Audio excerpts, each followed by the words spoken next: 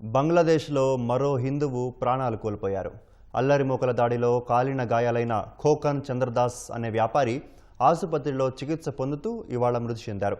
షరియత్పూర్ జిల్లాకు చెందిన ఖోకన్ చంద్రదాస్ అనే హిందూ వ్యాపారి 3 రోజుల క్రితం పని ముగించుకొని ఇంటికి వెళ్తుండగా మార్గం మధ్యలో కొందరు దుండగులు ఆయనను అడ్డుకొని పదునైన ఆయుధాలతో దాడి చేశారు. ఆ తర్వాత పెట్రోల్ పోసి నిప్పంటించారు. వారి నుంచి తప్పించుకున్న బాధితుడు రోడ్డు పక్కనే ఉన్న చెరువులో దూకగా స్థానికులు ఆసుపత్రికి తరలించారు. ఖోకన్ చంద్రదాస్ చికిత్స పొందుతూ ఇవాళ మృతి చెందారు.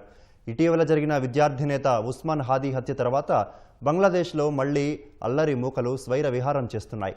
హిందువులు సహా మైనారిటీలను లక్ష్యంగా చేసుకుని దాడులకు తెగబడుతున్నారు. ఇప్పటివరకు హత్యకు గురైన హిందువుల సంఖ్య 4కు పెరిగింది.